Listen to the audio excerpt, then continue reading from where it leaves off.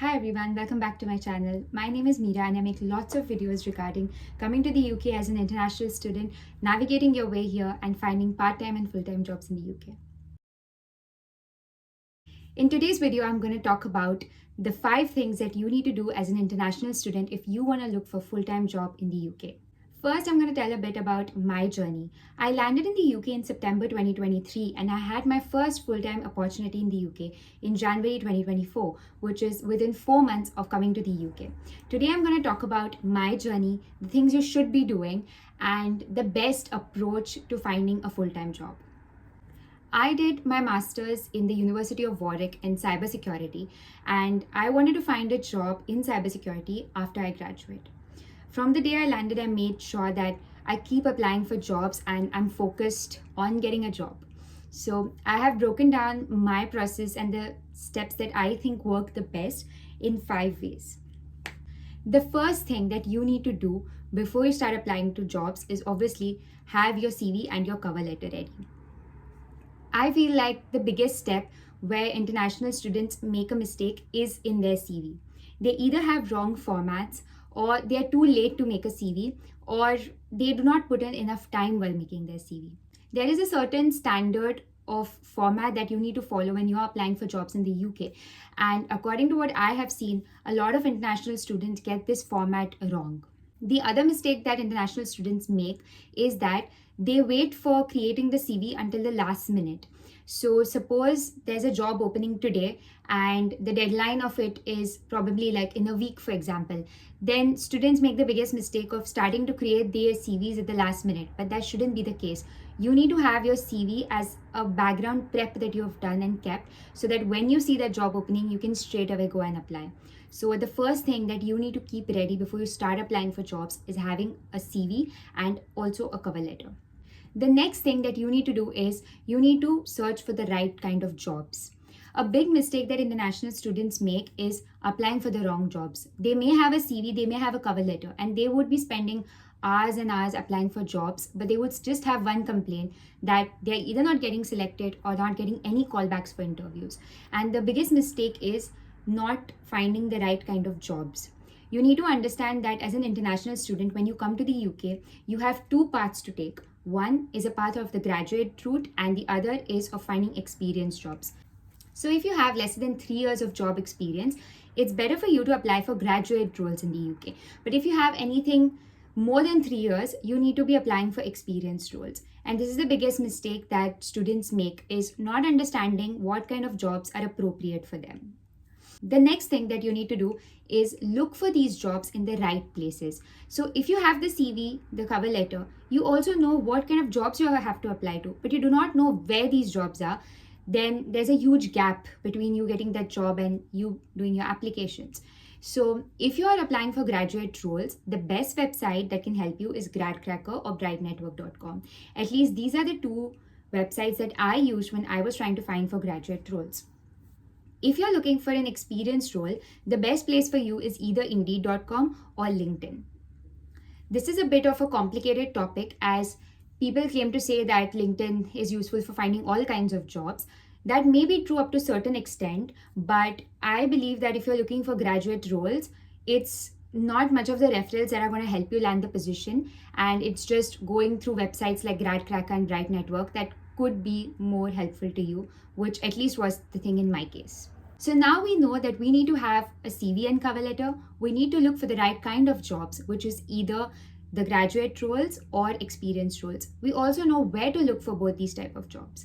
The next thing you need to do is you need to start the applications.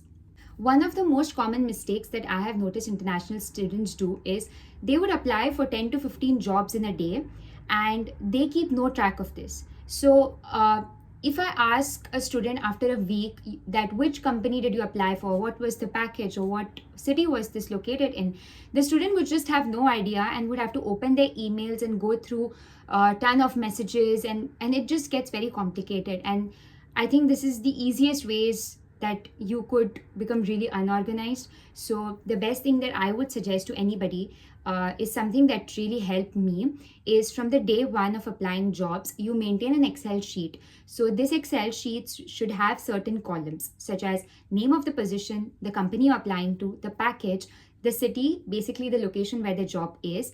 You need to write in if it's a remote job, hybrid job, or it's an office based job.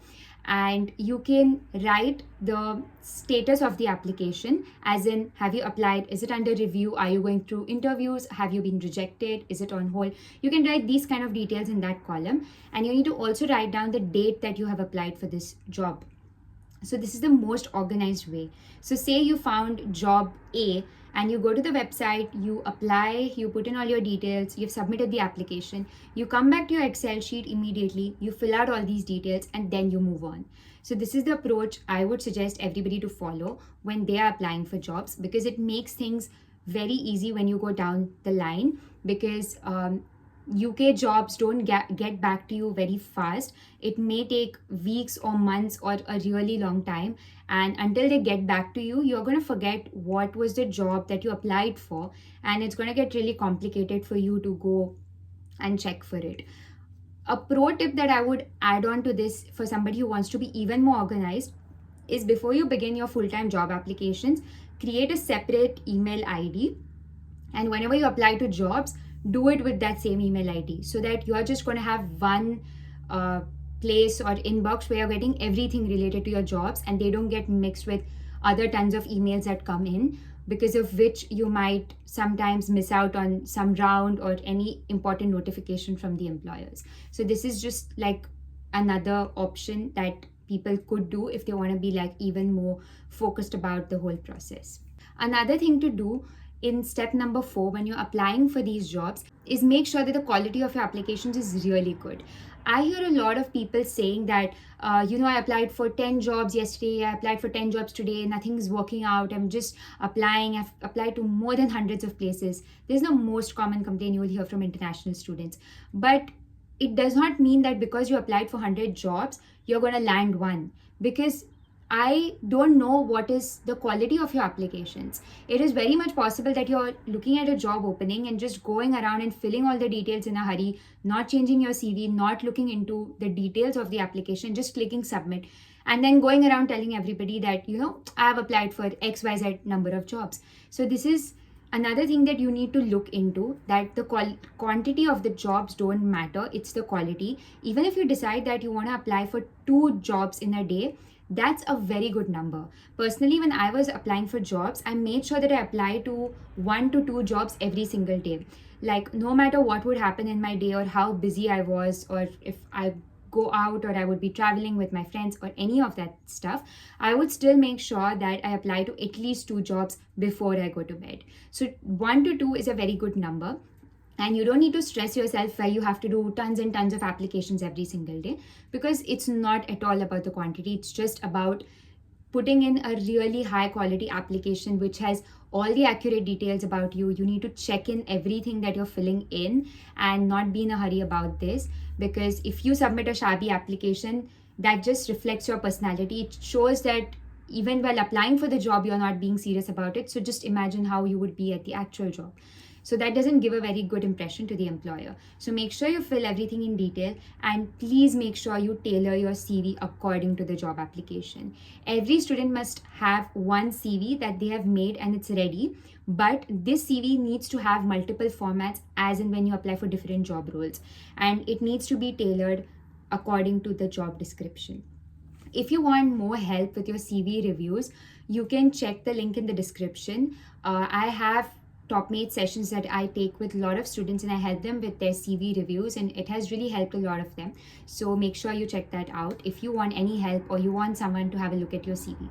The 5th step that you need to do is you need to be motivated. So this is really important, because you are going to face a lot of rejections as an international student, and you need to really find a way that works for you, because you can't get depressed looking at the rejections, because you are going to get rejections every single day. There was a period when I just kept applying for jobs and I never heard back from them.